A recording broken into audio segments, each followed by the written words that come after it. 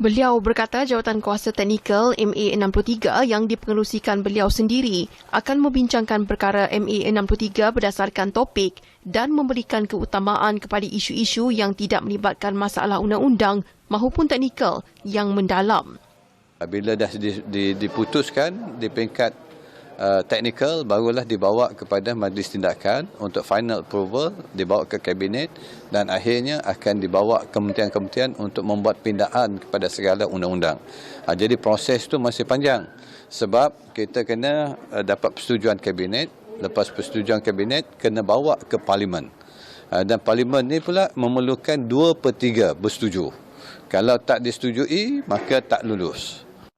Datuk Seri Fadilah yang juga Menteri Peladangan dan Komoditi berkata, agihan 1/3 kerusi Parlimen kepada Sabah dan Sarawak penting supaya Semenanjung tidak akan dapat meminda perlembagaan yang mungkin melenyapkan atau menghilangkan hak dua wilayah berkenaan seperti yang termaktub dalam MA63.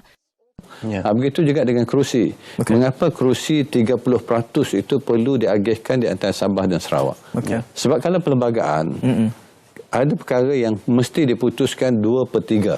Okey.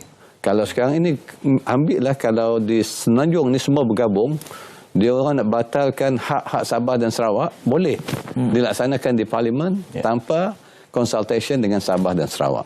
Sebab itu dituntut di Sabah Sarawak supaya sekurang-kurangnya ada 1/3 lebih sedikit daripada 1/3 mesti komposisinya di antara Sabah dan Sarawak. Selain tuntutan agihan kerusi Parlimen, beliau juga menjelaskan aspek penyerahan kuasa mengenai hal ehwal pendidikan dan kesihatan seperti yang termaktub dalam MA63 juga masih di peringkat perbincangan. Berhubung slogan Sarawak First, Datuk Seri Fadilah berkata ia diwujudkan bagi mengembalikan semangat rakyat Sarawak untuk membina serta membangun bersama Malaysia dan meskipun wujud suara untuk membawa keluar Sarawak dari Malaysia, kepimpinan Gabungan Parti Sarawak GPS komited untuk kekal dalam negara ini.